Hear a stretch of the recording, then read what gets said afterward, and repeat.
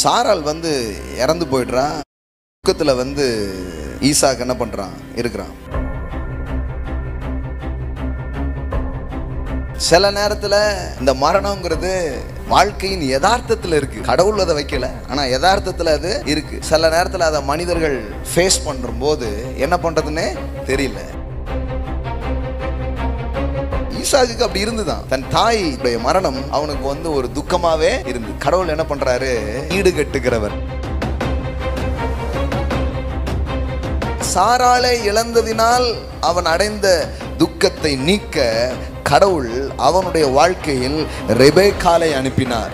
சில காரியங்களை இழந்ததினால் நீங்க சில துக்கத்தை அடைஞ்சிருக்கலாம். அதை சரிப்படுத்தவே தேவன் சில சம்பவங்களை, சில உறவுகளை உங்க வாழ்க்கைக்குள்ளே அனுப்புவார். நீங்கள் அந்த துக்கம் நீங்கி நீங்கள் ஆறுதல் அடைவது நிச்சயமா இருக்கிறது.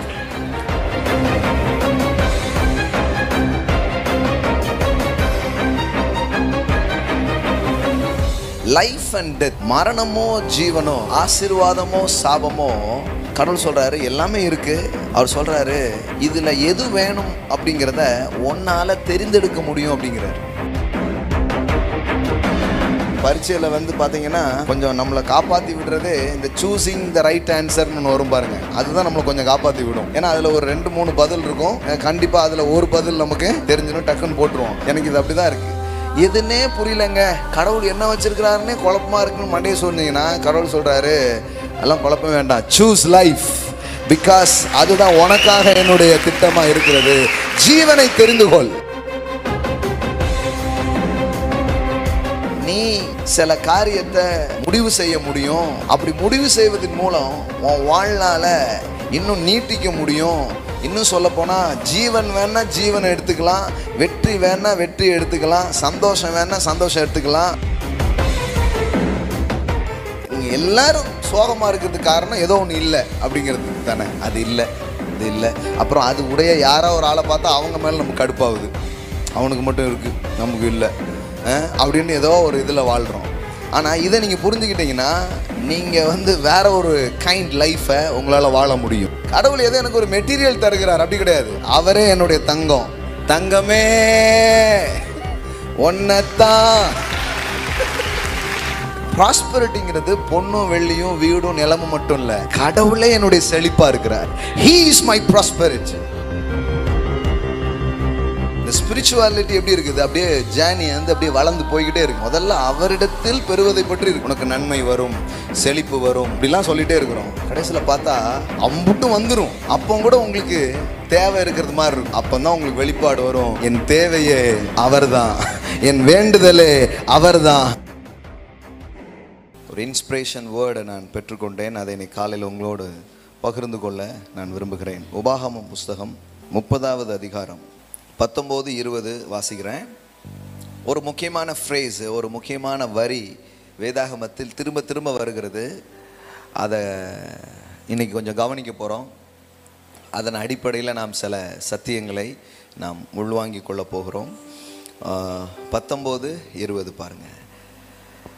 நான் ஜீவனையும் மரணத்தையும் ஆசீர்வாதத்தையும் சாபத்தையும் உனக்கு முன் வைத்தேன் என்று உங்கள் மேல் வானத்தையும் பூமியும் என்று சாட்சி வைக்கிறேன். ஆகையால் நீயும் உன் சந்ததியும் பிழைக்கும்படிக்கு நீ ஜீவனை தெரிந்து கொண்டு. இது ரொம்ப ஆச்சரியமா இருக்குது. இந்த வசனத்தை வாசித்த போது இது எத்தனை கிறிஸ்தவங்களுக்கு இது புரியும் அப்படின்னு எனக்கு தெரியல. இது ரொம்பவே சர்ப்ரைஸான ஒரு வசனம். ஆனால் இது சர்ப்ரைஸான வசனங்கிறதே தெரியுமாங்கிறது தான் இப்போ அடுத்த சர்ப்ரைஸ். என்னன்னா, நீங்கள் சொல்கிற எல்லா தியாலஜியையும் இது உடைச்சிரும். வழக்கமாக மதம் சொல்கிற எல்லா தியாலஜி, எல்லா இறையியலையும் இது கூறு போட்டுரும். அந்த மாதிரியான ஒரு ஸ்கிரிப்சர் இது. லைஃப் அண்ட் டெத், மரணமோ ஜீவனோ, ஆசீர்வாதமோ சாபமோ, கடவுள் சொல்கிறாரு எல்லாமே இருக்குது. அவர் சொல்கிறாரு இதில் எது வேணும் அப்படிங்கிறத ஒன்னால் தெரிந்தெடுக்க முடியும் அப்படிங்கிறார். உங்களால் நம்ப முடியுதா? பாருங்க, இவ்வளோ பேருக்கு ஆச்சரியமாக இருக்கு பாருங்க. என்னங்க, நம்ம தெரிந்தெடுக்க முடியுமா? அப்படிதான் கடவுளுடைய வார்த்தை இருக்கு. நான் எப்போவுமே எக்ஸ்பீரியன்ஸில் என்னவோ அதை பேசுகிறதே கிடையாது. வார்த்தையில் என்ன இருக்குதோ அதை பேசிடுறது. அப்புறம் கொஞ்ச நாள் கழித்து திரும்பி பார்த்தா அது எக்ஸ்பீரியன்ஸாக மாறிடுது. அவ்வளோதான், சிம்பிளாக இருக்குது. இன்னைக்கு காலையில் ஒன்றும் குழப்பிக்க வேண்டியதில்லை, ரொம்ப எளிமையாக இருக்குது ட்ரூத்ஸ் எல்லாம். நீங்கள் நம்புறீங்களா? Success or failure, prosperity or poverty, joyness or sadness, it is your choice. அது உங்களுடைய தேர்ந்தெடுப்புக்காக கொடுக்கப்பட்டிருக்கிறது. நீங்கள் அதை என்ன பண்ண முடியும்? சூஸ் பண்ண முடியும். நான் தான் எப்போவுமே சொல்லுவேன், the greatest ability for mankind, மனு வர்க்கத்துக்கு கடவுள் கொடுத்திருக்கிற மிக உயரிய மிக சிறந்த ஒரு திறன் இருக்கும் என்றால் it's a power to choose. அது ஒன்றை தெரிந்தெடுக்கும் ஆற்றல் தான் மனிதனுக்கு கடவுள் கொடுத்திருக்கும் ஆற்றலிலேயே மிக உயரிய ஆற்றல் என்று நான் நம்புகிறேன். எல்லாம் சொல்லுங்க, தெரிந்தெடுக்கும் ஆற்றல். இதுதான் ரொம்ப பெரிய ஒரு ஆற்றல். நிறைய பேருக்கு ஆற்றல்னா ஸ்கூலில் படித்தது, ஆற்றலை ஆக்கவும் முடியாது அழிக்கவும் முடியாது, 2 மார்க் அப்படி படித்தாங்களே தவிர இது வேற. வாழ்க்கையே உங்களுடைய தெரிந்தெடுப்புக்கு கடவுள் கொடுத்துருக்கிறார். It's beautiful. ஆனால் மனுஷன் அடிமையாக இருக்கிறது போல இருக்கும். நான் சொல்லுகிறேன், கிறிஸ்து ஒரு சுயாதீன பிரமாணத்திற்கு நேராக நம்முடைய வாழ்க்கையை கொண்டு வருகிறார். அப்படி கொண்டு வந்துட்டு சொல்கிறாரு, you can choose life, you can choose death. ஆமென். உன்னால் தெரிந்து கொள்ள முடியுங்கிறார். இதை பற்றி நான் நிறைய பேசியிருக்கிறேன், நம்ம போதனைகள்லாம் நிறைய இருக்குது. இன்றைக்கி அது என்னுடைய டீச்சிங்ஸ் கிடையாது. ஆனால் அந்த ஸ்கிரிப்சர் வாசிக்கிறதுனால அதை சொல்ல விரும்புகிறேன். இதை நான் முதல்ல புரிஞ்சுக்கிட்ட போது என் மைண்டில் ஒரு பார்டர் இருக்கும்ல, அதெல்லாம் கிழிச்சிட்டு போயிடுச்சு. ஆமாம், மனதில் இருந்த சில வரையறைகள், எல்லை கோடுகள் எல்லாம் அது உடைத்து போட்டது. ஏன்னா நான் கேட்டு வளர்ந்ததுலாம் என்னென்னா, ஆண்டவனாக பார்த்து உனக்கு ஏதாவது ஒன்றை கொடுப்பான், அது என்ன வேணாலும் இருக்கலாம், அதை நீ கேள்வியே கேட்கக்கூடாது, அப்படியே வாழ்ந்துட்டு தோத்திரம்னு போயிடணும். நோ ஆத்திரம், ஒன்லி தோத்திரம். இதைத்தான் நான் கேட்டு வளர்ந்தேன் நான். ஆனால் இந்த வசனத்தெல்லாம் வாசித்து பார்த்தா இவங்க சொன்னதெல்லாம் உண்மையே இல்லை. ஏன்னா இங்கே என்ன போட்டிருக்குதுன்னா, நீ சில காரியத்தை முடிவு செய்ய முடியும், அப்படி முடிவு செய்வதன் மூலம் உன் வாழ்நாளை இன்னும் நீட்டிக்க முடியும். இன்னும் சொல்லப்போனால் ஜீவன் வேணால் ஜீவனை எடுத்துக்கலாம், வெற்றி வேணால் வெற்றி எடுத்துக்கலாம், சந்தோஷம் வேணால் சந்தோஷம் எடுத்துக்கலாம் அப்படின்னு அவர் சொன்னது மட்டும் இல்லை. உனக்கு இதில் 2ல் எதை தெரிந்து கொள்ளணும்னு கொஞ்சம் குழப்பம் இருந்தால் நான் வேணால் உனக்கு சொல்கிறேன் அப்படின்னு சொல்லிட்டு என்ன சொல்கிறார் தெரியுமா? நீ ஜீவனை தெரிந்து கொள், சூஸ் லைஃப். ஆமே. நான் தான் அடிக்கடி சொல்லுவேன், பரீட்சையில் பார்த்தீங்கன்னா கொஞ்சம் நம்மளை காப்பாற்றி விடுறதே இந்த சூஸிங் த ரைட் ஆன்சர்னு ஒன்று வரும் பாருங்க, அதுதான் நம்மளை கொஞ்சம் காப்பாற்றி விடும். ஏன்னா அதில் ஒரு 2-3 பதில் இருக்கும், கண்டிப்பாக அதில் ஒரு பதில் நமக்கு தெரிஞ்சிடும், டக்குன்னு போட்டுருவோம். ஆனால் அதையும் மண்டையை சொரிஞ்சிக்கிட்டு இருப்பாங்க ஒரு கும்பல். இந்த வாத்தியார்மார்களுக்கு வேற கொஞ்சம் தள்ளி விடணும் சில பேரை, பிஏ டிக் பண்ணு அப்படின்னு அப்படியே தட்டிட்டு சொல்லிட்டு போவார். எனக்கு இது அப்படி தான் இருக்குது, எதுன்னே புரியலங்க, கடவுள் என்ன வச்சிருக்கிறாருன்னே குழப்பமாக இருக்குன்னு மண்டையை சொன்னீங்கன்னா கடவுள் சொல்கிறாரு, எல்லாம் குழப்பம் வேண்டாம், சூஸ் லைஃப், பிகாஸ் அதுதான் உனக்காக என்னுடைய திட்டமாக இருக்கிறது. ஜீவனை தெரிந்து கொள், வெற்றியை தெரிந்து கொள், ஆசீர்வாதத்தை தெரிந்து கொள், சந்தோஷத்தை தெரிந்து கொள், உனக்காக நான் வச்சது லைஃப். ஆமாம், எல்லாம் சொல்லுங்க லைஃப். பக்கத்தில் உள்ளவங்க கையை பிடிச்சி சொல்லுங்க லைஃப் இன் ஜீசஸ் நேம். நல்லா சொல்லும் போதே ஒரு ஜீவன் அப்படியே பாயணும். சொல்லுங்க பார்க்கலாம், லைஃப். ஆமென். Life and success. ஆமென். ஹல்லேலூயா. அப்போ சொல்றாரு, நீயும் உன் சந்ததியும் பிழைக்கும்படிக்கு நீ ஜீவனை. அப்படின்னா என்ன? உங்க தீர்மானத்திற்கும் உங்க பிள்ளைங்க வாழ்க்கைக்கும் சம்பந்தம் இருக்கு.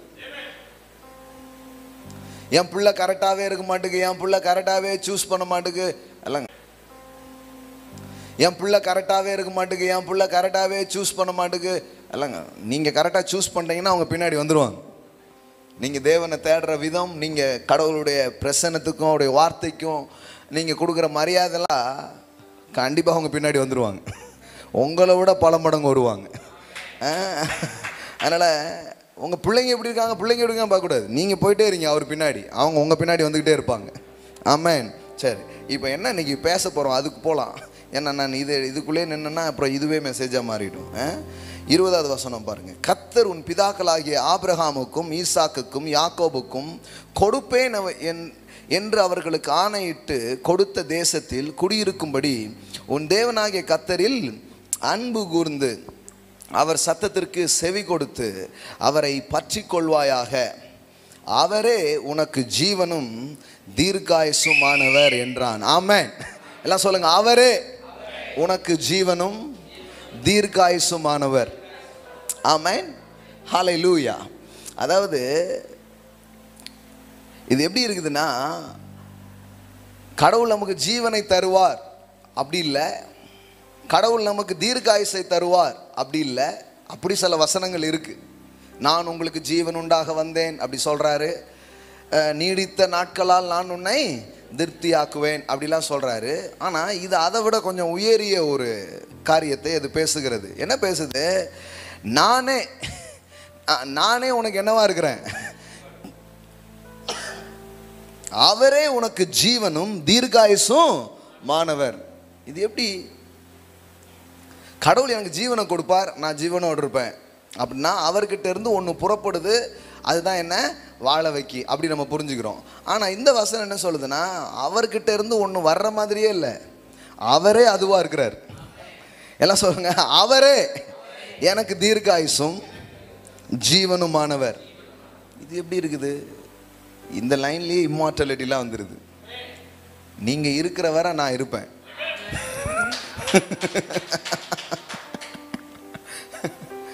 நீங்கள் இல்லைன்னா நானும் இல்லை, நீங்கள் இருப்பீங்கன்னா நான் இருப்பேன். இப்போ பாருங்களேன், இது இவ்வளவு தூரம் போக முடியும், இப்படி ஒரு வாழ்க்கை இருக்குங்கிறத வேதாகமம் என்ன பண்ணுது? பதிவு செய்யுது. கடவுளே சொல்கிறாரு, அவரே உனக்கு ஜீவனும் தீர்க்காயுசும் மானவர். இப்போ இது கொஞ்சம் பேர் கொஞ்சம் புரியும், ஆனால் எனக்கு கொஞ்சம் நிறைய ஸ்கிரிப்சர் நீ காட்டினா உங்களுக்கு எல்லாமே நல்ல தெளிவாக இன்னைக்கு காலையில் உங்களுக்கு புரிய ஆரம்பிச்சிடும். ஏன்னா எடுத்த உடனே இவ்வளோ எக்ஸ்ட்ரீமாக காட்டும்போது சிலருக்கு என்னது இது அப்படிங்கிற மாதிரி தோணும். ஆனால் இந்த சத்தியத்தை வேதாகம் முழுவதும் இந்த சத்தியம் இருக்குது அப்படிங்கிறத உங்களுக்கு காட்ட போகிறேன். அவரே உங்களுக்கு எல்லாமா இருக்கிறார். ஆமென்.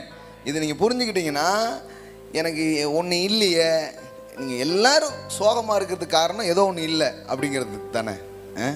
அது இல்லை, இது இல்லை. அப்புறம் அது உடைய யாரோ ஒரு ஆளை பார்த்தா அவங்க மேலே நமக்கு கடுப்பாகுது, அவனுக்கு மட்டும் இருக்குது நமக்கு இல்லை அப்படின்னு ஏதோ ஒரு இதில் வாழ்கிறோம். ஆனால் இதை நீங்கள் புரிஞ்சுக்கிட்டீங்கன்னா நீங்கள் வேற ஒரு கைண்ட் லைஃப்பை உங்களால் வாழ முடியும். ஆமென். இப்போ கவனிங்க, இதில் என்ன வாசிக்கிறீங்க? அவர் தான் உங்கள் ஜீவன், அவர் தான் உங்களுடைய தீர்க்க ஆயுசாக அவர் இருக்கிறார். ஆமென். ஹல்லேலூயா. உங்கள் வாழ்நாள் என்ன? என் வாழ்நாளே அவர் தான் ஐயா. என் ஜீவனே அவர் தான் ஐயா அப்படிங்கிறது தான். சாரி, இது எப்படி புரிஞ்சுக்கிறது? இதை தேவன் எப்படி சொல்கிறார் அப்படின்னு உங்களுக்கு காட்ட விரும்புகிறேன். நிறைய வேதாகம வசனங்கள் இப்படிப்பட்ட காரியத்தை சொல்லுகிறது. ஆதியாகமத்துக்கு வருவோம். ஆதியாகமம் 15வது அதிகாரம். இன்றைக்கி நான் சொல்கிற இந்த ஸ்கிரிப்சர்ஸ் எல்லாம் அப்படி எடுத்துகிட்டே வாங்க. அப்புறம் மொத்தமாக வச்சு பார்த்தீங்கன்னா உங்களுக்கு ஒரு பூரணமான ஒரு படம் உங்களுக்கு கிடைக்கிறத நீங்கள் பார்க்க முடியும். ஆதியாகமம் 15. இந்த காரியங்கள் நடந்த பின்பு கர்த்தருடைய வார்த்தை ஆபிரகாமுக்கு தரிசனத்திலே உண்டாகி, அவர் ஆபிரகாமே நீ பயப்படாதே. எல்லாம் சொல்லுங்க, நீ பயப்படாதே, நான் உனக்கு என்ன சொல்றாரு? நான் உனக்கு ஒரு கேடகம் தருவேன் அப்படி சொல்ல, ஐ ஆம் யுவர் ஷீல்ட் அப்படி சொல்றாரு. நான் உனக்கு யாரா இருக்கிறேன்? கேடகமா இருக்கிறேன். உனக்கு பலனை தருவேன் அப்படி சொல்லல. என்ன சொல்றாரு? கேடகமும் நான் உனக்கு மகா பெரிய பலனுமாய் இருக்கிறேன் என்றார். ஐ ஆம் உன்னுடைய அவர் என்ன சொல்றாரு? ஐ am your shield, your reward. உனக்கு பாதுகாப்பை நான் தருவேன் அப்படி சொல்ல, உன் பாதுகாப்பே நான் தான் அப்படிங்கிறார். இது இன்னும் கொஞ்சம் தூரம் உள்ள போறதுங்க. உனக்கு பலனை நான் தருவேன் அப்படி சொல்ல, நான் தான் உன்னுடைய பலன் அப்படிங்கிறாரு. ஆமென். ஐ ஆம் யுவர் ரிவார்ட். இது எப்படிங்க? இது எப்படி?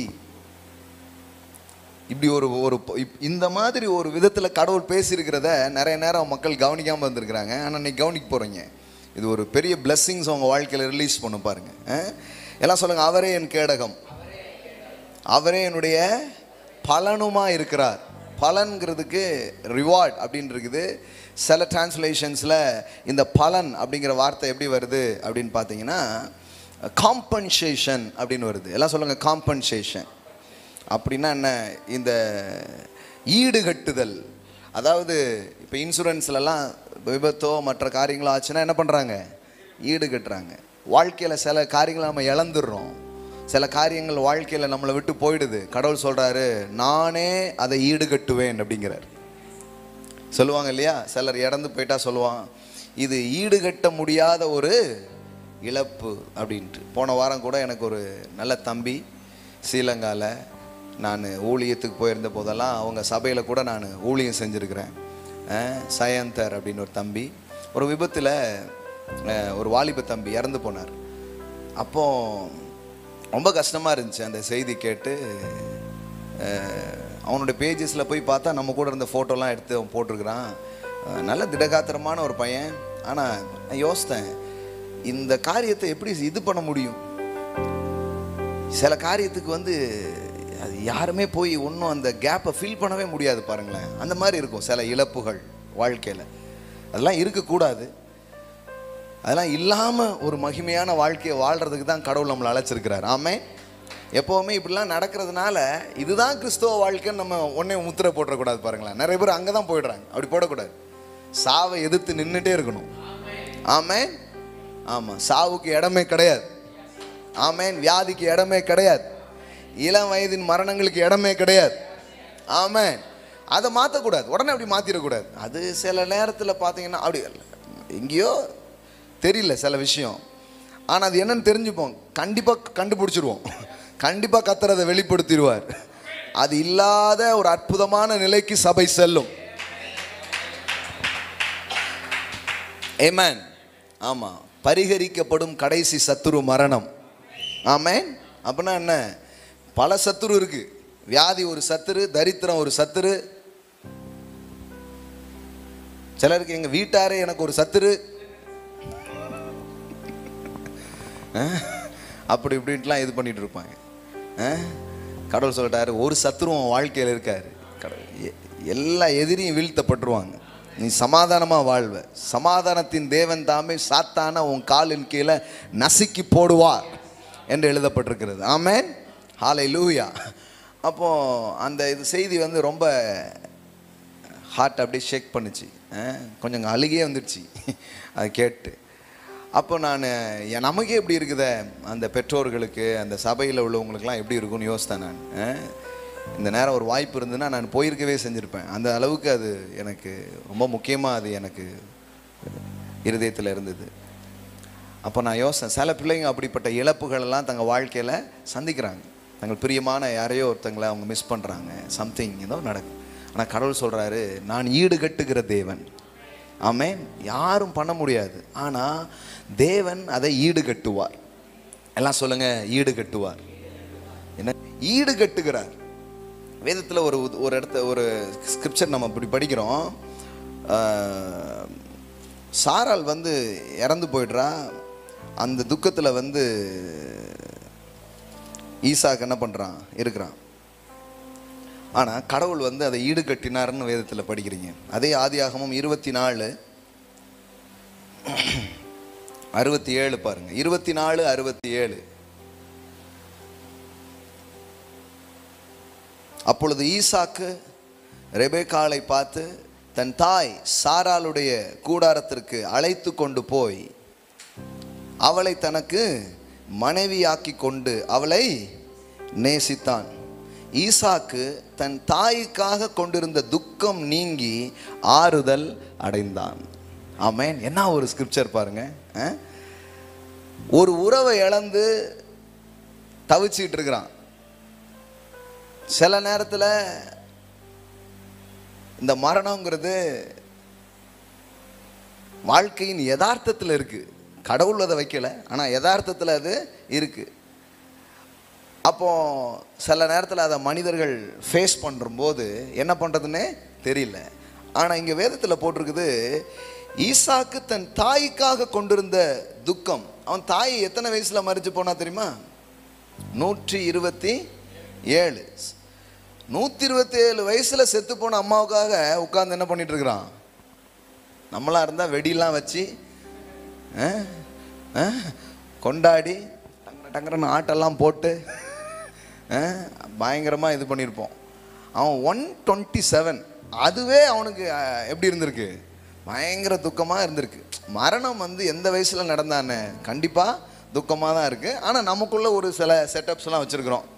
அது இப்போ 127 கிடையாது, 40 தாண்டிட்டா அப்படிங்காங்க. எப்படி ஆயிடுச்சு பாருங்கள். இப்போ மைண்ட் செட் ரொம்ப லோவாகிடுச்சு. முன்னாடி 80 70 80லாம் ஒரு இது மாதிரி இருக்கும். அப்புறம் என்ன ஆயிடுச்சு? 40 தாண்டிட்டா பிள்ளைகளுக்கு ஒரு சில இதெல்லாம் கேட்போம். அப்போனா பரவாயில்ல அப்படிங்கிற மாதிரி எங்கேயோ கொஞ்சம் காம்ப்ரமைஸ் மைண்டில் போயிடுச்சு. ஆனால் அந்த சம்மந்தப்பட்டவங்களுக்கு எப்போவுமே அது வேதனை தான். ஒரு இழப்பை பார்த்துட்டு ஒரு ஒரு மரணம் ஒரு இது நடக்கும்போது அவங்களுக்கு அது ஒரு பெரிய துயரமான விஷயந்தான். ஈசாக்குக்கு அப்படி இருந்து தான் தன் தாய் தன்னுடைய மரணம் அவனுக்கு ஒரு துக்கமாகவே இருந்தது. கடவுள் என்ன பண்ணுறாரு? நான் என்ன சொல்லேன்? ஈடு கட்டுகிறவர். எல்லாம் சொல்லுங்கள், ஈடு கட்டுகிறவர். பக்கத்தில் பா சொல்லுங்க, உங்களுக்கு வீடு கட்டுவார், ஈடும் கட்டுவார், கவலைப்படாதீங்க. ஆமென். கடவுள் ஒட்டு மொத்தத்தில் உங்களை கட்டுவார். அதுக்கு தான் உங்களை கட்டி இருக்கிறார். ஆமென். உங்களை கட்டுன தெய்வம் உங்களை கட்டாமல் விடமாட்டார். அதுதான் அவருடைய செயலாக இருக்கிறது. ஆமென். ஹல்லேலூயா. எப்படி சரிப்படுத்துறார்? சில நேரத்தில் நமக்கு தோணும், அது எப்படிங்க ஈடு கட்ட முடியும்? ஈடு செய்ய முடியாத இழப்புகள் தான். ஆனால் எப்படி ஈடு செய்ய முடியும்? கடவுள் எப்படி பண்ண முடியும்? இந்த ரூத் போதனைகள்லாம் கொஞ்சம் கேட்டு பாருங்க. அதெல்லாம் அதை பற்றியது தான். இழந்தவர்கள், வாழ்க்கையில் விட்டவர்கள், வாழ்க்கையில் தவறான முடிவு எடுத்தவர்கள், வாழ்க்கையில் எப்படி எல்லாத்தையும் மிஸ் பண்ணவங்களுக்கு கடவுள் எப்படி உதவி செய்கிறார், அதுதான் இந்த போதனையிலே நம்ம போதிக்கிறோம். பாருங்க, அதை உங்களுக்கு காட்டுறேன், ஒரு ஸ்கிரிப்சர் காட்டுறேன். ஆனால் இதில் பாருங்க, ஈசாக்கு தன் தாய்க்காக கொண்டிருந்த துக்கம். அப்போ சில நேரத்தில் உங்கள் பிள்ளைகளை குறித்து இருக்கலாம், கணவரை குறித்து இருக்கலாம், ஏதோ ஒன்றை குறித்து ஒரு துக்கம் உங்கள் மனசை அப்படியே நிரப்பிக்கிட்டே இருக்கு. கடவுள் எப்படி ஈடு கட்டுகிறார் அப்படின்னா, ஒரு உறவை இழந்ததுனால வந்த துக்கத்தை ஈடுகட்ட இன்னொரு அற்புதமான உறவை அவன் வாழ்க்கைக்குள்ள அனுப்பி துக்கம் நீங்கி ஆறுதல் அடைந்தான் என்று எழுதப்பட்டிருக்கிறது. ஆமென். சாராளை இழந்ததினால் அவன் அடைந்த துக்கத்தை நீக்க கடவுள் அவனுடைய வாழ்க்கையில் ரெபெக்காளை அனுப்பினார். இன்னைக்கு காலையில் இதை கேட்டுட்டு இருக்கிறத பார்த்துட்டு இருக்கிற பிள்ளைகளுக்கு நான் இன்னைக்கு காலையில் பரிசுத்த ஆவியினாலே ஏவப்பட்டு இந்த வார்த்தையை நான் சொல்கிறேன். சில காரியங்களை இழந்ததினால் நீங்கள் சில துக்கத்தை அடைஞ்சிருக்கலாம். அதை சரிப்படுத்தவே தேவன் சில சம்பவங்களை, சில உறவுகளை உங்கள் வாழ்க்கைக்குள்ளே அனுப்புவார். நீங்கள் அந்த துக்கம் நீங்கி நீங்கள் ஆறுதல் அடைவது நிச்சயமாக இருக்கிறது. ஆமென். இது எந்த மனுஷன் செய்ய முடியாது, கர்த்தரே இதை செய்வார். ஆமென். நீங்கள் நம்பலாம், என் தேவன் ஈடு கட்டுகிற தேவன். ஹல்லேலூயா. ஆமென். அப்போ பாருங்க, தன் தாய்க்காக கொண்டிருந்த துக்கம் நீங்கி ஆறுதல் அடைந்தான். எல்லாம் சொல்லுங்க, துக்கம் நீங்கி ஆறுதல் அடைவீர்கள். பக்கத்தில் பார்த்து சொல்லுங்க, துக்கம் நீங்கி ஆறுதல் அடைவீர்கள். நல்லா சொல்லுங்க, துக்கம் நீங்கி ஆறுதல் அடைவீர்கள்.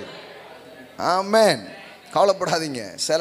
சில வாழ்க்கையில் பாருங்க, எல்லாத்துக்கும் காரியம் நிறைய நேரம் நமக்கு தெரியுதுல்ல, அவ்வளோ புத்திசாலிகளாக நம்ம இல்லை. ஏன்னா இருக்குது. ஒன்றும் அந்த அளவுக்கு ஒன்றும் நமக்கு எல்லாமே தெரியல. எல்லாமே தெரிஞ்ச ஆட்கள் கிடையாது பாருங்களேன். ஆனால் ஒன்று தெரிஞ்சால் போதும், சில காரியங்கள் இப்படி இருக்குது தெரியல, ஆனால் கடவுள் அந்த துக்கத்தை கூட ஆறுதல் அடையும்படியாக செய்வார். ஆமென். அதில் ஒரு ஆறுதலை அவர் உண்டு பண்ணுவார். ஆமென். பாருங்கள், அந்த ரூத் புத்தகத்தில் ஒரு ஸ்கிரிப்ட், ஒரே ஒரு இது மட்டும் உங்களுக்கு காட்டுறேன். ரூத் 4ஆம் அதிகாரம். இங்கேயும் பார்த்தீங்கன்னா இந்த ரூத் என்கிற பெண், இந்த நகோமி என்கிற ஒரு பெண் தன் கணவனை இழந்திருக்கா, தன்னுடைய 2 பிள்ளைகளை இழந்திருக்கிறா. எவ்வளோ பெரிய ஒரு வருத்தம் இருந்திருக்கும் பாருங்க. தன் கணவனையும் இழந்திருக்கிறா, இளம் வயதில் 2 பிள்ளைகளையும் அவள் இழந்திருக்கிறான். இழப்புகளுக்குள்ளாக்கப்பட்டிருக்கிறான். இப்போ கடவுள் என்ன பண்ணியிருக்கிறார் பாருங்க, 4வது அதிகாரம், த காட் ஆஃப் காம்பன்சேஷன். சொன்ன இல்லையா, தேவன் வந்து ஈடு கட்டுகிறவர் அப்படின்னு சொன்னேன்னா, இப்போ பாருங்க 4ஆம் அதிகாரம் 15வது வசனம் பாருங்க. 14 இருந்தே படிக்கிறேன். அப்பொழுது ஸ்திரீகள் நகோமியை பார்த்து, சுதந்திரவாளி அற்று போகாதபடிக்கு இன்று உனக்கு தயை செய்த கர்த்தருக்கு ஸ்தோத்திரம். உன் சந்ததியே இன்னும் இருக்காதுன்னு நினைச்சா, ஆனால் ஒரு சந்ததி அவளுக்கு என்ன பண்ணுது, உருவாகுது. அற்று போகாதபடிக்கு இன்று உனக்கு தயை செய்த கர்த்தருக்கு ஸ்தோத்திரம். எல்லாம் சொல்லுங்க, அற்று போகாதபடிக்கு தயவு செய்கிற கர்த்தர். அவன் பெயர் இஸ்ரவேலில் பிரபலமாக கடவது. அவன் உன் ஆத்துமாவுக்கு ஆறுதல் செய்கிறவனும் உன் முதிர் வயதிலே உன்னை ஆதரிக்கிறவனுமா இருக்க கடவன். உன்னை சிநேகித்து 7 குமாரரை பார்க்கிலும் உனக்கு அருமையாய் இருக்கிற உன் மருமகள் அவனை பெற்றாலே என்றார்கள். ஆமென். இவ இழந்தது 3, பெற்றது 7. ஆமென். சில நேரம் தேவனுடைய ஈடுகட்டுதல் எப்படி இருக்கும்னா, அதை விட ஏதோ ஒரு காரியத்தை செஞ்சு உங்கள் வாழ்க்கையை அவ்வளோ பியூட்டிஃபுல்லாக மாற்றிடுவார். அவ்வளோ அழகாக உங்கள் வாழ்க்கையை அவர் ஈடு கட்டிட்டு போயிடுவார். ஆமென். ஹல்லேலூயா. அப்போ எல்லாம் சொல்லுங்க, மகா பெரிய பலனும் கேடகமும் ஜீவனும் தீர்காயுசுமா இருக்கிறார். ஆமென். எல்லாம் சொல்லுங்க, அவர் எனக்கு எல்லாமா இருக்கிறார். ஆமென். ஹல்லேலூயா. இந்த எபிரேய மொழிகளில் மீட்பின் தேவனின் நாமங்கள் அப்படின்னு இருக்கு. ஏகோவா ராஃபா, ஏகோவா ஷம்மா, இப்படி நிறைய நீங்கள் நம்ம படிக்கிறோம். இதை மீட்பின் நாமங்கள் அப்படின்னு சொல்லுவாங்க. இந்த மீட்பின் நாமங்கள் பார்த்தீங்கன்னா, இப்போ பாருங்க, இஸ்ரவேல் ஜனங்கள் எகிப்திலேருந்து விடுதலை ஆனவுடனே ஆண்டவர் சொல்றார், நானே உன் பரிகாரியாகிய கர்த்தர் சொல்றார்.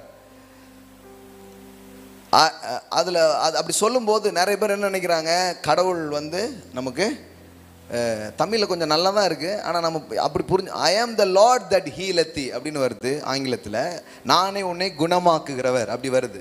இங்கிலீஷ்லேயுமே கரெக்டாக வந்ததுன்னு சொல்ல முடியாது. ஆனால் அந்த எபிரேய மொழியினுடைய ஆழங்கள்ல இருந்து அதை அர்த்தப்படுத்துகிறவர்கள் வந்து அதுக்கு என்ன சொல்கிறாங்க அப்படின்னா, இது வந்து உன்னை குணமாக்குவேன் அப்படி சொல்ல. எப்படி சொல்லுதுன்னா, அந்த மீட்பின் நாமங்கள் எங்கெல்லாம் வருதோ அங்கெல்லாம் எப்படி சொல்லப்படுது அப்படின்னா, உனக்கு சுகம் தருவேன் அப்படி கடவுள் சொல்லையாம். உன் சுகமே நான் தான் அப்படின்னு சொல்லியிருக்கிறாரா. உன் சுகமே நான் தான். உன்னை குணமாக்குவேன்னு சொல்ல, உன் குணமே நான் தான்.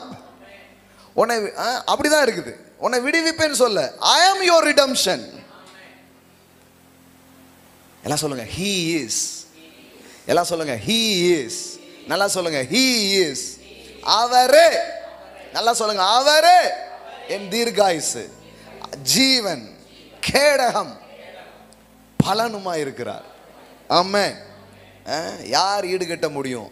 அவரே, அவரே. ஆமென். அதெல்லாம் உங்கள் வாழ்க்கையில் பார்ப்பீங்க. நான் சொல்கிறேன், கண்டிப்பாக பார்ப்பீங்க. ஆமென். எல்லாருமே வாழ்க்கையில் அப்படி போனவங்களை பார்க்கும்படி கடவுள் வச்சிருக்கிறார். ஆமென். கண்டிப்பாக பார்க்கும்படி வைப்பார். யோபு புஸ்தகம் எடுத்துக்கோங்க. இங்கே பாருங்க, இங்கே ஒரு அற்புதமான காரியங்கள் இருக்கிறது. அவரோடு பழகி சிநேகமாயிரும் அப்படிங்கிற அந்த பேசேஜினுடைய முடிவு வார்த்தைகள் பாருங்க. 22, யோபு 22, 21 இருந்து பாருங்க. நீர் அவரோடு பழகி சமாதானமாயிரும். அதாவது கடவுளோடு ஒரு மனுஷனுக்கு ஏற்படுகிற ஃப்ரெண்ட்ஷிப், நட்பை பற்றி பேசுகிறது. கடவுளோடு ஒரு மனுஷன் பழகி நட்பாக இருக்கும் பொழுது, நிறைய பேர் கடவுள்னாலே நிறைய பேருக்கு என்னென்னா அது ஒரு போரிங் சப்ஜெக்ட் பிரதர். அது வந்து வந்து வந்து சில சொல்லுவாங்களே, நான்லாம் அந்த அளவுக்கு ஸ்பிரிச்சுவல் கிடையாது அப்படின்னு அதை பெருமையாக பேசுவாங்க பாருங்க. என் ஒய்ஃபு தான் ஜபங்கம்மம்லாம் பார்த்துப்பா, என்னமோ அவங்க இப்போ ஏதோ சமைக்கிற போர்ஷன் மாதிரி, இது வந்து சமயம் அப்படிங்கிற போர்ஷனும் அவங்களுடையது அப்படின்ட்டாங்க. சமையலும் சமயமும் அவளே அப்படின்னு பிரித்து கொடுத்துட்டாங்க. அப்படி கிடையாது பாருங்க. ஆக்சுவலி ஒரு வீட்டில் ஒரு ஆண் தான் ரொம்ப முக்கியமாக இருக்கிறான். தேவனுடைய பிரசன்னத்துக்கு முன்னாடி வந்து நிற்கிறதில்ல. சில நேரம் இவங்க கரெக்டாக இல்லாததுனால கொஞ்சம் லீடர்ஷிப் மாறுது. சரிம்மா நீனாவது பார்த்துக்கோ பிள்ளைங்கிற மாதிரி. ஆனால் முக்கியமாக பார்த்தீங்கன்னா ஆண்கள் முன்னாடி வர வேண்டியது ரொம்ப அவசியமாக இருக்குது. கடவுள் 2 பேரையுமே ஒன்றா தான் பார்க்குறாரு. ஆனால் தலைமைத்துவமாக வைக்கிறதுனால அப்படி ஒதுக்க முடியாது பாருங்களேன். நீர் அவரோடு பழகி சமாதானமாயிரும். எல்லாம் சொல்லுங்கள், சமாதானமாயிரும். அதனால் உமக்கு நன்மை வரும். எல்லாம் சொல்லுங்க, அதனால் உமக்கு நன்மை வரும். ஒரு ஆண் மட்டும் ஒரு வீட்டில் கடவுளோட கனெக்ட் ஆகிற ஒரு நபராக இருப்பார்னா அந்த வீட்டில் நன்மை வரும். ஆமென். கண்டிப்பாக வரும். பாருங்க, கண்டிப்பாக வரும். நிறைய நேரத்தில் ஏம்மா நீ ஜோம் பண்ணிக்கோ, நான் வேலைக்கு போயிட்டு வரேன் அப்படின்னு போயிடுறது. வேலைக்கு போங்க, ஆனால் அவர் கூட கொஞ்சம் பழகுங்க, அவர் கூட கொஞ்சம் பேசுங்க. என் மனைவி எனக்காக ஊக்கமாக ஜெபிக்கிறான், நான் ஊரெல்லாம் போயிட்டுருக்கேன் அப்படின்னு. அப்படி இல்லை பாருங்க, சிலர் அப்படி ஆக்கிடுறேன். அது பைபிள் வசனம் ஆவிக்கு அதெல்லாம் அங்கே அந்த டிபார்ட்மெண்ட் வேறு அப்படின்ட்டு. ஆமாம், அப்படி கிடையாது. பாருங்களேன், ஒவ்வொருவரும் கடவுளோடு நட்பு கொள்ள நாம் அழைக்கப்பட்டிருக்கிறோம். ஆமாம். சிலர் அது ஏதோ மளிகை கடையில் ஜாமான் வாங்குறதுன்னு நினைக்கிறதுனால தான் லிஸ்ட்டு என் ஒய்ஃப்டே இருக்குங்க வாங்கிக்கோங்கன்றதாங்க. பாஸ், இது அந்த மாதிரி கிடையாது. இது நீங்கள் அவரோடு நட்பு கொள்ளுகிற ஒரு வாழ்வாக அது இருக்கிறது. கவனிங்க, அதனால் உமக்கு நன்மை வரும். அதாவது உலகத்திலேயே சில நல்ல நட்புகள் உண்டானா பலன் வருது. ஆனால் இது தெய்வத்தோடைய ஒரு நட்பு. அப்போ பலன் வருமா வராதா? அப்போ ஸ்பிரிச்சுவாலிட்டினாலே ஏதோ கொஞ்சம் பின்னாடி போகிறதுங்கிற ஒரு எண்ணம் இருந்தால் தயவுசெய்து மாற்றிடுங்க. அதுதான் முன்னாடி போகிறதுக்கான வழி. கடவுளோடு எனக்கு கடவுளே எனக்கு நண்பராக இருப்பார்னா அதை விட வாழ்க்கையில் ஆசீர்வாதம் வேறு எதுவுமே கிடையாது. புரியுதுங்களா உங்களுக்கு? ஸோ கர்த்தர் பெரியவர். நன்மை வரும். அவர் வாய் நின்று பிறந்த வேத பிரமாணத்தை ஏற்றுக்கொண்டு அவர் வார்த்தைகளை உம்முடைய இருதயத்தில் வைத்து கொள்ள வேண்டுகிறேன். நீர் சர்வ வல்லவரிடத்தில் மனம் திரும்பினால் திரும்ப கட்டப்படுவீர். எல்லாம் சொல்லுங்க, கட்டப்படுவீர். அக்கிரமத்தை உமது கூடாரத்துக்கு தூரமாக்குவீர். அப்பொழுது தூளை போல் பொன்னையும் ஆற்று கற்களை போல் ஒப்பீரின் தங்கத்தையும் சேர்த்து வைப்பீர். ஆமே. நன்மை வரும்னா நீங்கள் ஏதோ சிலர் என்ன நினைப்பாங்கன்னா, நன்மை வருமா? நன்மை வரும்னா என்ன அர்த்தம்? ரொம்ப நாளாக வாங்கணும்னு நினச்ச புடவையை எப்படியாவது வாங்கிடுவோம், எப்படியாவது பக்கத்தில் ஒரு சின்ன ரூம்க்கு எடுக்கணும்னு நினச்சோம், கட்டிடுவோம், இப்படி ஏதோ நினைக்கிறோம் சின்னதாக. ஆனால் இங்கே என்ன போட்டிருக்குதுன்னா, இது உங்களால் நம்ப முடியுதா? நான் தான் சொல்லேன், எப்போவுமே பைபிள் படித்தா அது நம்புற மாதிரி இருக்கா? நம்புற மாதிரியே இல்லை. நம்மளை சேலஞ்ச் பண்ணுது இல்லை. நம்முடைய ஆர்டினரி லைஃப்பில் இருக்கிற நம்மளுக்கு அது கொஞ்சம் சவால் எடுது. அதனால தான் உங்களை சவால் எடுக்கிற ஒரு காரியத்தை கேட்கலன்னா நீங்கள் அங்கேயே உட்காந்துருப்பீங்க. உங்களை சில விஷயம் சேலஞ்ச் பண்ணணும். அப்போ தான் நீங்கள் அதை நோக்கி போவீங்க. அதை நோக்கி உங்களுக்கு ஒரு ஈர்ப்பு உண்டாக ஆரம்பிக்கும். என்ன சேலஞ்சு பாருங்கள், கடவுளோடு பழக்கம், கடவுளோட நட்பு. விளைவு என்ன? தூளை போல் பொன்னையும் ஆற்று கற்களை போல் ஒப்பீரின் தங்கத்தையும் சேர்த்து வைப்பீர். ஆமென். தங்கம்லாம் சும்மா உங்கள் வீட்டில் அப்படியே சாதாரணமாக இருக்குமா? ஆமென். சாதாரணமாக இருக்குமா? ஆற்று கற்களை போல இருக்குமா? ஆமென். நீங்கள் நம்பலைன்னா இதை பைபிள்லேருந்து எடுத்துருங்க. நான் இன்னொரு 2 வசனம் காட்டுவேன். இப்படி நீங்கள் பார்த்தீங்கன்னா நீங்கள் எல்லாத்தையும் எடுத்துட வேண்டியிருக்கும். அப்புறம் அட்டை மட்டும்தான் இருக்கும். ஏன்னா அம்புட்டு வசனமும் இப்படி தான் பேசுது. ஹலோ, சில பேருக்கு என்னங்க இது இப்படி போட்டிருக்கு? நான் வேற ஏதாவது விளக்கம் கொடுத்தேனா? எப்ரேய மொழியிலேருந்து வாசித்தனா? அப்படியே தான் நான் வாசித்துட்டு இருக்கேன். எப்பா நான் கரெக்டாக சொல்லுதேனா இல்லையா?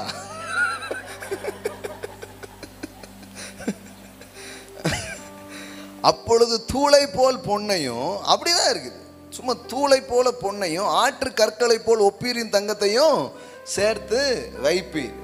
நான் நம்புறேங்க, கடவுளுடைய பிரசன்னம் இருக்கிற இடத்துல தங்கம் சேரும். Where there is the presence of God, there is silver and gold. அது ஒரு மேட்டராகவே இருக்காது. ஆமென். எல்லாம் சொல்லுங்க, தேவனுடைய பிரசன்னம் உங்க வாழ்க்கையில எல்லாத்தையும் குவிக்கும். கோல்டை குவிக்கும். வேலை அது எம்பட்டும் ஏறிட்டு போட்டும், ஆனால் நீங்கள் குவின்னு குவிப்பீங்க. அப்போ நான் நம்புகிறேன், இந்த வாரம் நிறைய கோல்டு வாங்க போகிறீங்க, நிறைய கோல்டு உங்கள் வாழ்க்கையில் வர போகிறது. I release that anointing, I release that favor. ஆமென். சும்மா கிடையாதுங்க. சில நேரம் ஆவியானவர் சில இதை அப்படியே வேணுக்குன்னே அனுப்புவார். நீங்களே பிளான் பண்ணாத தங்கத்தெல்லாம் வாங்கும்படியாக கடவுள் செய்வார், வரும்படியாக கடவுள் செய்வார். இந்த இடத்துலேருந்து ஒரு வார்த்தை பேசுகிறோன்னா அதுக்கு அவர் ஆமேன்னு சொல்லுவாருங்க. ஆமேன்னு சொல்லாமல் விட மாட்டார். ஆமென். தங்கமாக வரப்போகுது இயேசுவின் நாமத்தினால. ஆமென், ஆமென். ஏன்னா அவரோடு இருக்கிற நட்புக்கு, அவரோடு இருக்கிற உறவுக்கு பலனா உங்கள் வாழ்க்கையில் தங்கமும், அதுவும் ஒப்பீரின் தங்கமும், அந்த நேரத்தில் அது ஒரு பெரிய, இப்போ மலம்பார் கோல்டு, அந்த டைமண்ட் இந்த டைமண்ட்லாம் ஒரு பேர் இருக்குது பாருங்களேன். அப்போ பெஸ்ட் கோல்டுலாம் உங்ககிட்ட வரும். அதை ஏராளமாக நீங்கள் சோர்ந்தரிப்பீங்க. இந்த சபையின் மேலே, இதை ஆன்லைனில் பார்த்துட்டு இருக்கிற பிள்ளைகள் மேலே இந்த காலையில் நான் பேசுகிறேன். இதுவரை இல்லாத கோல்டு வரவு, தங்க வரவு, பணம் வரவு உம்முடைய பிள்ளைகளுக்கு வருவதாக நான் சொல்லுகிறேன். ஆமென், ஹல்லேலூயா. எஸ். எப்படி நம்ம சபையில் தங்கம் எப்படி இவ்வளோ வருது அப்படின்னு நிறைய பேருக்கு ஆச்சரியம். சில பேருக்கு என்ன ஆச்சரியம்னா, இவங்க யாருக்கிட்டையோ கொடுத்து இப்படி கொடுக்க சொல்கிறாங்க போல. ஏன்னா ஃபஸ்ட் சர்வீஸில் ஒருத்தர் தங்கம் கொடுக்குறாரு, ரெண்டாவது சர்வீஸ்லையும் கொடுக்குறாரு. ஞாயிற்றுக்கிழமை சர்வீஸ்னாலே தங்கம் இல்லாத சர்வீஸே கிடையாது. கோல்டாக வருதே எப்படி? அவரோடு பழகி நட்பில் இருந்து பாருங்க. அப்புறம் இந்த உலகத்தின் ஆஸ்திகள் எல்லாம் உங்க காலில் விழும், கண்டிப்பாக விழும். ஆமாங்க. அந்த அந்த ஃப்ரெண்ட்ஷிப், அந்த உறவு, இது எல்லாத்தையும் உங்கள் பக்கம் கொண்டு வரும். ஆமேன். நீங்கள் ஈர்த்து கொள்வீர்கள். ஆமேன். ஒரு டைமில் நான் ஆஃபரிங்கே வர்றது ரொம்ப கஷ்டம். அந்த மாதிரி தான் ஊழியம் செஞ்சுருக்கிறேன் நான். அதுவும் நம்ம ஆட்களில் பார்த்தீங்கன்னா என்ன மாதிரி கொடுப்பாங்க, தம்பி சின்ன காணிக்கை. இந்த சத்தம் இன்னும் ஒழியவே இல்லை. நானும் எவ்வளோ நாள் ஊழியம் செய்கிறேன், எல்லா இடத்துலையும் என்ன சத்தம் தான் வரும், சின்ன காணிக்கை. உண்மையிலேயே அது சின்ன காணிக்கை தான். சிலர் ரொம்ப தாழ்மையாக சொல்லணுங்கிறதுக்காக கொஞ்சம் நிறைய கொடுத்து ₹1,00,000 கூட 2 லட்சம் 3 லட்சம் கையில் கொடுத்துட்டு கூட சொல்லியிருக்காங்க. ஒரு சின்ன, என்னால் முடிஞ்ச ஒரு சின்னதுன்ட்டு சொல்லுவாங்க. அது தாழ்மையாக சொல்லுவாங்க. பார்த்தா 2 லட்சம் 5 லட்சம் இருக்கும் உள்ள. ஆனால் இவங்க உண்மையிலே ₹50 தான் இருக்கும். கரெக்டாக தான் சொல்கிறாங்க, சின்ன காணிக்கை. இதுவே சொல்லுவாங்க பாருங்க. அப்புறம் நம்ம அந்த நேரம் வேறு என்ன பண்ண முடியும், ஒன்றுமே போய் பேச முடியாது. ஆனால் இந்த க்ளோரி, இந்த ப்ரெசன்ஸ், கடவுளை குறித்த அறிவு, வெளிச்செல்லாம் அதிகமாக இவங்கெல்லாம் நமக்கு தீர்மானிக்கிறதே இல்லை. தீர்மானிக்கிற இடம் வேறு. வெளியில் வரும்போது 8 லட்சம் 10 லட்சத்தோடு தான் வருது. இப்போ அப்படி ஆயிடுச்சுங்க. ஒரு கான்ஃபரன்ஸ், ஒரு மீட்டிங்ஸ் போனால் ஒன்றுமே கிடையாது. லேண்டோடு தான் திரும்பி வரோம். ஆமேன். கோல்டோடு தான் திரும்பி வரோம். அறுவடையோடு தான் திரும்பி வரோம். அப்புறம் தான் தெரிஞ்சது, இது இவங்களோட பழகணும்னா டவுன் ஆயிரும், அவரோடு பழகணும்னா இது எல்லாமே டவுன்லோட் ஆகிடும். ஆமேன். எல்லாம் சொல்லுங்க, டவுன்லோட். ஆமேன். எல்லாம் அப்புறம் தான் ஊழியமே மாறிச்சு, எண்ணமே மாறிச்சு. கர்த்தர் திரளாய் ஊற்றுகிறவராக இருக்கிறார். ஆமேன். இப்போ கவனிங்க. இப்போ இதுவே சந்தோஷமா இருக்கா? ஆனால் நான் சொல்ல வந்தது அது இல்லை, அதிலும் மேலே இருக்கு. அது என்னன்னு பாருங்களேன். சேர்த்து வைப்பீர்னு சொல்லிட்டார். சொல்லிட்டு இப்போ சொல்றாரு, அப்பொழுது சர்வ வல்லவர் தாமே உமக்கு பசும் பொன்னும் உமக்கு சொக்க வெள்ளியுமாய் இருப்பார். தங்கம்லாம் உன் வாழ்க்கையில் வருது, ஆனால் இன்னொன்று உன் வாழ்க்கையில் இருக்குதுப்பா. அது என்ன தெரியுமா? அந்த பசும் பொன்னே அவர் தான், அந்த சொக்கவல்லியே அவர் தான்.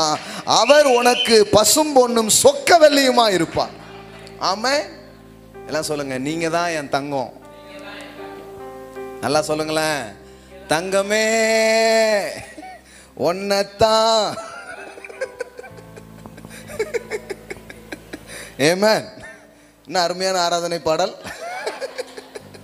ஆமென். தங்கமே பைபிள்ல தான் இருக்குது. கடவுள் எதோ எனக்கு ஒரு மெட்டீரியல் தருகிறார் அப்படி கிடையாது. அவரே என்னுடைய தங்கம். அப்படின்னா என்னன்னா, ப்ராஸ்பரிட்டிங்கிறது பொண்ணும் வெள்ளியும் வீடும் நிலமும் மட்டும் இல்லை, கடவுளே என்னுடைய செழிப்பா இருக்கிறார். He is my prosperity.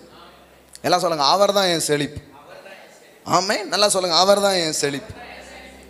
அதாவது நீங்க ஒரு ஆற்றில் இருந்தோ அல்லது ஒரு குழாயில இருந்தோ ஒரு குடம் தண்ணி பிடிக்கிறதுங்கிறது வேற, ஆனா அந்த ஆறையே சொந்தமா வச்சிருக்கிறதுங்கிறது வேற. அதனால தான் நான் அடிக்கடி சொல்லுவேன், தேவனிடத்தில் பெறுவது என்பது வேறு, தேவனையே பெறுவது என்பது வேறு. இந்த காலையில் நீங்க அவரிடத்திலிருந்து பெறல, அவரையே பெற அவர் உங்களை அழைத்திருக்கிறார். ஆமென். அவரிடத்திலிருந்து பெறுவது ரொம்ப நல்லது தான். அதுதான் முதல்ல சொல்றார். இந்த ஸ்பிரிச்சுவாலிட்டி எப்படி இருக்குது, அப்படியே ஜேர்னி அப்படியே வளர்ந்து போய்கிட்டே இருக்குது. முதல்ல அவரிடத்தில் பெறுவதை பற்றி இருக்கு. உனக்கு நன்மை வரும், செழிப்பு வரும், இப்படிலாம் சொல்லிட்டே இருக்கிறோம். கடைசியில் பார்த்தா அம்புட்டும் வந்துடும். அப்போ கூட உங்களுக்கு தேவை இருக்கிறது மாதிரி இருக்கும். அப்பந்தான் உங்களுக்கு வெளிப்பாடு வரும். என் தேவையே அவர்தான், என் வேண்டுதலே அவர்தான், என் ஜெபத்துக்கு பதிலே அவர்தாங்கிறது உங்களுக்கு தெரிய வரும் பாருங்க. ஆமென். இது ஒரு நிலை பாருங்களேன். இப்போ ஒன்று இப்போ தான் ஸ்டார்ட் பண்ணிருக்கீங்கன்னா நீங்கள் எடுத்த உடனே அப்படியே கூட்டு வருவார், அப்படியே கொண்டு வருவார். அப்புறம் ஒரு டைமில் உங்களுக்கு தெரியும் எல்லாம் இருக்கும் உங்கள் கையில். நான் சொல்கிறேன், இந்த இடத்துல இருக்கிற பிள்ளைங்களுக்கு சொல்கிறேன், உங்ககிட்ட எல்லாம் இருக்கும். ஆமென். பொண்ணு, வெள்ளி, வீடு, வாகனம் எல்லாம் உங்ககிட்ட இருக்கும். எல்லாத்தையும் கூச்சி வச்சுக்கிட்டு, ஏக்கர் கணக்கில் வச்சுக்கிட்டு, கோல்டெல்லாம் வச்சுக்கிட்டு, நல்ல நல்ல வசதி வாய்ப்பெல்லாம் வச்சுக்கிட்டு நீங்கள் சொல்வீங்க, இது எல்லாம் இருந்தாலும் உங்களை போல வருமா ஆண்டவரே, உங்களை போல வருமா, உங்கள் அன்பு போல வருமா, உங்கள் நேசம் போல வருமா அப்படின்னு சொல்கிறது தான் உண்மையான வாழ்க்கை, ஆவிக்குரிய வாழ்க்கையாக இருக்குது பாருங்களேன். இங்கே ஒன்றுமே இருக்காது. அண்ணே நீங்கள் தான் எனக்கு எல்லாம் அப்படின்னா, ஒன்றுமே இல்லாதனால எல்லான்னு சொல்கிற மாதிரி அப்படி சொல்லணும். ஆனால் பார்த்தா அப்படி தெரியாது. ஆனால் எல்லாம் இருக்கும். நான் தான் சொல்லுவேன், ஐஸ்வர்யம் யாவும் அழிந்திட்டாலும் ஆகாதவன் என்று தள்ளிவிட்டாலும் ஏசு போதுமே. இந்த பாட்டு எப்போ படிக்க முடியும்? இவ்வளோ ஐஸ்வர்யத்தை கூச்சி வச்சுக்கிட்டு நிறைய பேர் புகழ் வச்சுட்டு தான் படிக்க முடியும். ஐஸ்வர்யம் யாவும் அழிந்து விட்டாலும் இப்போ படிக்க முடியாது. ஏன்னா இப்போ அழிகிறதுக்கு எந்த ஐஸ்வர்யம் இருக்கு?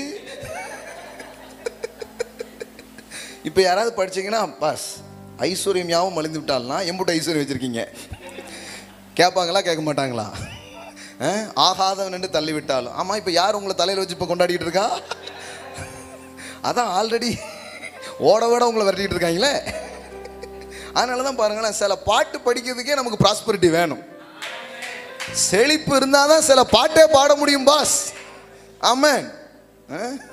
இப்போ யோசிக்கிறாங்க, என்ன வினோதமாக சொல்கிறாரு அப்படின்ட்டு. இல்லை, இதுதான் எல்லாம் இருக்கும். இந்த பக்கம் இருக்கும்போது சொல்லுவீங்க, ஐஸ்வர்யம் யாவும் என்ன யாருன்னு சொன்னாலும் ஏசு போதுமே போதுமே அப்படிங்கிற இதே வரும். இங்கே அப்படி தான் கூப்பிட்டு வராரு. ஆத்துக்கல்ல போல குவிப்ப எல்லாம் உனக்கு இருக்கும். ஆனால் அதெல்லாம் இருந்தால் கூட மனம் விரும்புதே உன்னை. ஆமென். அதெல்லாம் இருந்தால் கூட உள்ளத்தில் ஒரு எண்ணம் இருக்கும், நீங்கள் தான் என் தங்கம், நீங்கள் தான் என் சொக்க வெள்ளி, நீங்கள் தான் எனக்கு எல்லாம். ஆமென். நான் சொல்கிறேன், நீங்கள் பொருட்களால் திருப்தியாக்கப்படும் நபர்களே அல்ல. ஏன்னா நீங்கள் பொருளை விட மேலானவர்கள். ஆமென். You are more than gold. ஆமென். ஆமென். You are more than world. ஹல்லேலூயா.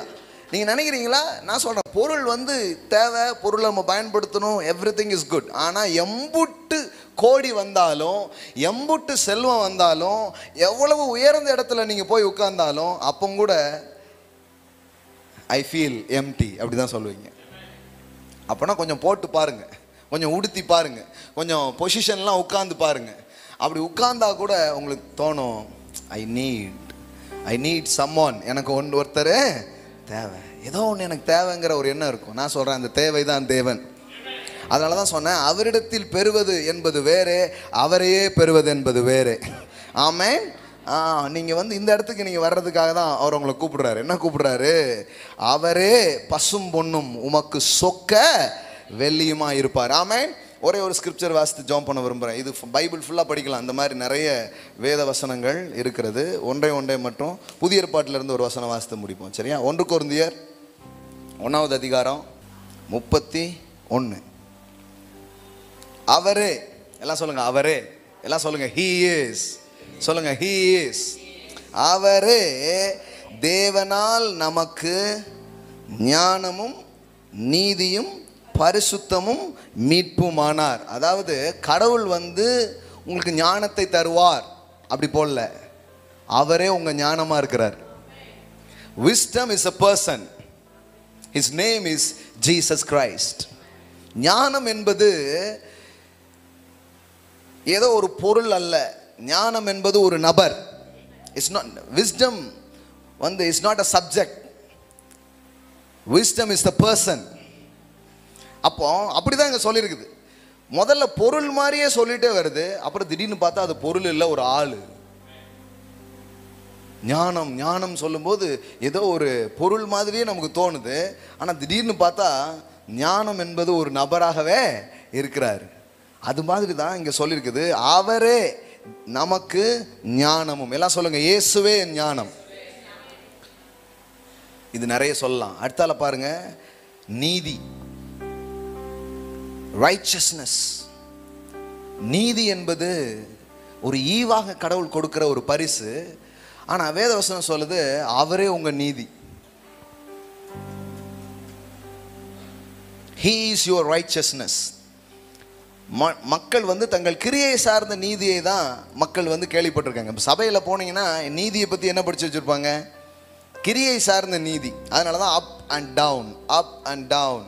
இந்த வாரம் என்ன செய்து கொண்டிருக்கிறாய்? ஒன்றுமே செய்யலை, வழக்கம் போல அப் அண்ட் டவுன், ஏறதும் இறங்குறதுமா இருக்கும். அவங்க ஃபெய்த்தும் நிலைவரமாகவே இருக்காது. ஏன்னா அவங்க ரைச்சஸ்னஸ் வந்து அவங்க கிரியை சார்ந்ததாக போதிக்கப்படுகிறது. ஆனால் இங்கே என்ன போட்டிருக்குதுன்னா, உங்க நீதி யாரு? உங்க கிரியை அல்ல உங்க நீதி, உங்க கிறிஸ்து தான் உங்க நீதி. எல்லாம் சொல்லுங்க, உங்க கிரியை அல்ல உங்க நீதி, கிறிஸ்து தான் உங்க நீதி. அப்போ உங்க நீதி கிறிஸ்துவா இருக்கிறாருன்னா உங்க நீதி எப்படிப்பட்டது? மாறாதது. ஆமென். இயேசு கிறிஸ்து நேற்றும் இன்றும் என்றும் மாறாதவர். இயேசு கிறிஸ்து தான் என் நீதினா அப்ப என் நீதியும் மாறாம இருக்கு, அது அப்படியே நின்றுட்டு இருக்கு. இது ரொம்ப முக்கியம். ஏன்னா நீதியினால் ஸ்திரப்பட்டிருப்பாய், திகிலுக்கு தூரமாவாய். So he is your wisdom and he is your righteousness. அவரே உங்களுடைய நீதியாய் இருக்கிறார். அப்புறம் he is your holiness. எல்லாம் சொல்லுங்க, அவரே என் பரிசுத்தம். ஆமென். he is your redemption. அவரே உங்கள் மீட்பாக இருக்கிறார். ஏன் சொல்லுங்க, என் பரிசுத்தம் இயேசுதான். என் பரிசுத்தத்தின் அளவு என்ன? இயேசு. என் நீதியின் அளவு என்ன?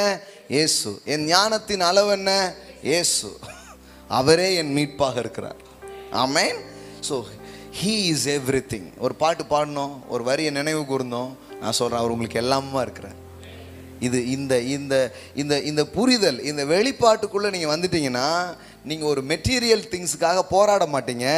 மெட்டீரியல் திங்ஸ் எல்லாம் உங்கள் பின்னாடி வந்துக்கிட்டு இருக்கும். ஆமென். ஒரு ஒரு ஒரு வீடு கட்டுறதோ, ஒரு வேலைக்கு போகிறதோ, இல்லை உங்கள் வாழ்க்கையின் தேவைகள் சந்திக்கப்படுறதோ, ஒரு சுகத்தை, ஒரு பலத்தை, ஒரு நன்மையான எந்த காரியத்தையும் பார்க்குறது உங்களுக்கு சிரமமாக இருக்காது. ஏன்னா அவரே உங்களுக்கு எல்லாமுமா இருக்கிறார். ஆமென். எல்லாம் சொல்லுங்கள், என் ஜீவன் அவர், என் பலன் அவர். இது நிறைய இருக்குது. அதனால தான் கர்த்தர் என் பலனும் அப்படி சொல்கிறான். என் கோட்டையும் என் நம்பிக்கையும் மாணவர். அப்படின்னா என்ன? கர்த்தர் வந்து எனக்கு பலனை தரார் அப்படின்னு சொல்றது வேற, கர்த்தரே என் பலன்னு சொல்றது வேற. ஆமென். he is my strength. எல்லாம் சொல்லுங்க, அவரே என் பலன். ஹல்லேலூயா. அப்பனா என்ன அர்த்தம்? அவர் பலவீனம் அடைகிறதே இல்லை. ஒருவேளை அவர் தந்ததை நீங்க செலவு பண்ணியிருக்கலாம், அல்லது அவர் தந்தது குறைஞ்சு போயிருக்கலாம். ஆனால் அவரே உங்கள் பலன் ஆகும்போது குறையவே குறையாது, அது இருந்துக்கிட்டே இருக்கும். அவரே உங்கள் பலன். ஆமென். உங்களுக்கு பாதுகாப்பு தராரு. ஓ, இன்னைக்கு தந்திருப்பாரு, நாளைக்கு வேற எதுக்காவது முக்கியமான ஆள் பக்கம் பாதுகாப்பு போயிட்டுனா என்ன பண்ண அப்படி யோசிக்க வேண்டியதில்லை. அவரே உங்கள் பாதுகாப்பாக இருக்கிறார், அவரே உங்கள் கேடகமாக இருக்கிறார். ஆமென். ஸோ எனக்கு எல்லாமே நீங்கள் தான். He is your compensation. அவரே உங்கள் வாழ்க்கையினுடைய அந்த அந்த அந்த ஈடுகட்டும் நபராக அவர் இருக்கிறார். He is your kingsman redeemer. உறவின் முறையான உங்கள் மீட்பர் அவரே. என் பலன் அவர்னு சொல்லுங்க. இன்னைக்கு ஏதோ ஒன்று இல்லைன்னு சொல்லிட்டு இருக்கீங்களே, அந்த இல்லைன்னு சொல்ற இடத்துல இயேசு இருக்கிறார். என் மனவாளன், என் துணையாளர், என் ஞானம். He is your help. எனக்கு உதவி இல்லை சொல்லுங்க, அவரே என் உதவி. உங்களுடைய அந்த எம்டினஸ்ல எல்லாம் அவரை கொண்டு வந்துருங்க. அவர் வந்து அங்க எம்டி இருக்காது. ஆமென். நான் தான் அடிக்கடி சொல்லுவேன், காலியை காலி பண்ணுபவர், இல்லாமையை இல்லாமல் பண்ணுபவர். ஆமென். ஆமா சொல்லுங்க, அவர் தான் என் தகப்பன், அவர் தான் என் மெய்ப்பர். ஒருவேளை உறவுகளில் உங்களுக்கு சில காரியம் இல்லாமல் இருந்தால் அவர் எல்லா உறவுகளும் அவர் இருக்கிறார். தாயாக, தகப்பனாக, நண்பனாக எல்லாமே இருக்கிறார். ஆமென். ஹல்லேலூயா, ஹல்லேலூயா, ஹல்லேலூயா, ஹல்லேலூயா. அவர் தான் என் வழி, என் சத்தியம், என் ஜீவன், எனக்கு எல்லாம். இது எங்கேயுமே இல்லைங்க. கடவுளை நீங்க எல்லாமுமா அனுபவிக்கிறீங்க. அதனாலதான் கடவுளிடத்திலிருந்து ஒன்றை பெறும்படி வந்தவர்கள் அல்ல நாம். நான் வரத்தை பெற அல்ல, வரத்தை கொடுப்பவரையே பெற வந்தவன். நான் ஜெபத்துக்கு பதிலை பெற வந்தவன் அல்ல, அதுக்கு பதிலை கொடுப்பவரே பெற வந்திருக்கிறேன். ஆமென். எல்லாம் சொல்லுங்க, அவரிடம் இருந்து அல்ல, அவரையே பெறுபவன். இதுதான் ரொம்ப பெரிய ஒரு காரியமா இருக்கு. வெறும் நாட் ஜஸ்ட் மெட்டீரியல். அதனாலதான் நான் மெட்டீரியல்லாம் ஒண்ணும் இல்லைங்கிறது தான் ப்ராஸ்பெரிட்டி டீச்சிங்க. புரியுதா உங்களுக்கு? நிறைய பேர் நினைச்சிட்டு இருக்காங்க இங்க போனாங்கன்னா தங்கம், பணம், இதெல்லாம் வீடு, இதெல்லாம் பெருசா பேசுவாங்கன்ட்டு. ஆனா வந்து ஒரு நாள் கூட கேட்டிருக்க மாட்டாங்க. அதை பெருசாவே பேசாது. அதெல்லாம் ஒண்ணுமே இல்லைங்க. அது கர்த்தர் உங்க காலடியில போடுற ஒரு சாதாரண மேட்டருங்க. அவர் அன்பு பெருசுங்க, அவர் கிருபை பெருசுங்க, அவர் தாங்க பெருசு. இதை தான் பேசிட்டு இருக்கிறோம். இதான் பேசிட்டு இருக்கிறோம். எப்படி பிசினஸ் ஸ்டார்ட் பண்றது? he is my investment. ஆமே. அதுக்கு ஆள் பழக்கலாம் வேணுமே. he is my favor. கொஞ்சம் பேர் சப்போர்ட் பண்ணாதானே ஏதாவது செய்ய முடியும். he is my help. நீங்க எவ்ரிடே உங்களோட எக்ஸ்பீரியன்ஸ்ல ஏதோ ஒன்று வருது பாருங்களேன், அப்ப டக்குன்னு இங்க கொண்டு வந்துருங்க. டாக்டர்கிட்ட போவீங்க, சில செக்அப் பண்ணுவாங்க. இந்த மாதிரி சிலதும் குறைபாடு இருக்கு. அப்பந்தான் அது கரெக்ட் பண்ணாதான் உங்களாம் சொல்லுங்க, அவரே என்னுடைய நிறைவு. ஆமே. இது இல்லைங்க, இது இருந்தாதான் இருக்கும். அந்த எது இல்லைன்னு சொல்றாங்களோ அதுதான் எனக்கு இயேசு. எஸ், என்னுடைய பசும் பொன் அவர், என்னுடைய சொக்க தங்கம் அவர். ஆமே. என்னுடைய நீதி தேவன். நீங்க சில காரியத்தை பெற யோசிக்கும் போது பிசாசு உங்களை வந்து குற்றப்படுத்திட்டு இருப்பானே, சரியில்லை அப்படின்ட்டு. இன்னைக்கு காலைல சாமனை வர்ஷிப் பண்ணும்போது கூட சொன்னாங்களே, ஒரு குற்றம் சாட்டிட்டு இருப்பான். அப்ப நீங்க சொல்லுங்க, அவர் தான் என் நீதி, அவர் தான் என் பரிசுத்தம். சில நேரத்தில் I'm not a good decision maker அப்படின்னு உங்களுக்கு ஒரு எண்ணம் இருக்கும். நான் ஒரு நல்ல முடிவு எடுக்கிற ஆள் கிடையாது, என்ன பண்ணு எனக்கு தெரியலங்க அப்படி மாதிரி இருக்கும். அப்ப சொல்லுங்க, அவரே என் ஞானம். எல்லாம் சொல்லுங்க, அவரே என் ஞானம். நீங்க சொல்லி பாருங்க, ஒரு புத்திசாலித்தனமான மிக அற்புதமான டிசிஷனை நீங்க எடுக்கிறதுக்கு ஒரு செயல் உங்ககிட்ட இருந்து வர்றதை பார்ப்பீங்க. ஆமே. அன்னைக்கு நான் ஒருத்தர் வந்து பேசிட்டு சொன்னார், நீங்க மிகப்பெரிய எக்கனாமினிஸ்ட் அப்படின்னாரு. அந்த வார்த்தை கூட வர மாட்டேங்குது. நீங்க ஒரு பொருளாதார நிபுணர் அப்படின்னாரு. என்ன பார்த்து நான் எப்படின்னா, எப்படிங்க அந்த கொஞ்சத்தை அப்படியே பெருகி பெருகி பெருகி இவ்வளவு பெருசாகிட்டீங்க அப்படின்ட்டு. நான் சொன்னேன், அவரே என்னுடைய ஞானமா இருக்கிறார். இதெல்லாம் சாதாரணமா பண்ண முடியாதுங்க. இதுக்கு வந்து ஒரு பொருளாதார நிபுணத்துவம் வேணும் அப்படின்ட்டு. நமக்கு அப்படின்னா என்னன்னே தெரியாது. நமக்கு அப்படின்னா என்னன்னு தெரியாது. ஆனா எனக்கு இன்னொன்னு தெரியும், அவரே என் ஞானம். he is my wisdom. ஆமென். ஆமா, அவர் எனக்கு எல்லாமுமா இருக்கிறாருங்கிறது தெரியும். ஆமென். ஹல்லேலூயா. கர்த்தர் நல்லவர் பாருங்க. ஆமென். ஹல்லேலூயா. எனக்கு காலையில எந்த குறைபாட்டின் மனநிலையில் நீங்கள் இருக்க வேண்டியதில்லை. ஹல்லேலூயா. அவரே என்னுடைய நீதியாக, என்னுடைய வாழ்க்கையின் சகலமுமாய் அவர் இருக்கிறாருங்கிறத நீங்க பார்க்க ஆரம்பிங்க. பரிசுத்த ஆவியானவர் உங்களுக்கு உதவி செய்வார். உங்க வாழ்க்கையில இல்லைன்னு ஒரு நிலையில நீங்க இருக்கவே மாட்டீங்க. ஹல்லேலூயா. Thank you Jesus. Thank you Jesus. Thank you Jesus. ஹல்லேலூயா.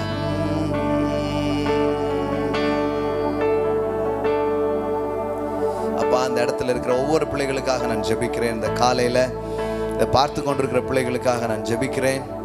ஆண்டவரே, இதுல பங்கு பெற்று கொண்டிருக்கிற மக்களுக்காக நான் ஜெபிக்கிறேன். ஆன்லைன்ல யூடியூப்ஸ்ல இருக்கிற பிள்ளைகளுக்காக நான் ஜெபிக்கிறேன். Thank you Lord. Thank you Lord. இயேசுவை பெறுவது என்பது சாதாரணமான ஒரு விஷயம் அல்ல. I have Jesus, I have everything. நான் இயேசுவை உடையவன் என்றால் நான் எல்லாவற்றையும் உடையவனாக நான் இருக்கிறேன். என்கிட்ட இல்லைன்னு ஒண்ணு இல்லை, எல்லாமே இருக்கு. இருக்கிறவராய் இருக்கிறவர் இருக்கிறார். இருக்கிறேன் என்று போய் சொல் என்று சொன்னார். சொல்லுங்க, எனக்கு இருக்கிறார், எனக்கு இருக்கிறார், எனக்கு இருக்கிறார். என் ஞானமா இருக்கிறார், பலனா இருக்கிறார், சுகமா இருக்கிறார். என்னுடைய வாழ்க்கையின் எல்லாமுமாய், என் பாதுகாவலனாய், என் தோழனாய், என் நண்பனாய், என் மெய்ப்பராய், என் தலைவனாய், எல்லாமுமாய் இருக்கிறார். என் ஆஸ்தி அவர், என் ஆபரணம் அவர். எல்லாம் எல்லாம் எல்லாம் எல்லாமுமாய் இருக்கிறீங்க. அதனாலதான் அவருக்கு பேரு L Shaddai. L Shaddai. El Shaddai means he is a God of more than enough. Not just enough, more than enough. More than enough. அநேக மார்பங்களை உடைய தாயாய் அவர் இருக்கிறார். Thank you Father. இந்த காலை வேளையில் எல் ஷடாய் எங்கள் தகப்பனாய், எல் ஷடாய் எங்களுக்கு இருக்கிறீர். எல்லாம் எங்களுக்கு இருக்கிறது. I have Jesus, I have everything. எனக்கு அவரே என் சோகன்னு சொல்லுங்க, அவரே என் செழிப்புன்னு சொல்லுங்க, அவரே என் பரிசுத்தம்னு சொல்லுங்க, அவரே என் நீதின்னு சொல்லுங்க, அவரே என் வாழ்க்கையில ரிவார்டா இருக்கிறார்னு சொல்லுங்க. Hallelujah, hallelujah, hallelujah, hallelujah. Thank you Jesus, thank you Jesus. இந்த பேர் அன்பில, இந்த பெரிய கிருபையில, நிறைவில ஜனங்கள் புறப்பட்டு செல்லட்டும், வாழ்ந்திருக்கட்டும் என்று சொல்லி ஆசீர்வதிக்கிறோம் இயேசுவின் நாமத்தினால் பிதாவே. ஆமென், ஆமென், ஆமென், ஆமென். Praise God. Hallelujah. Amen. Hallelujah.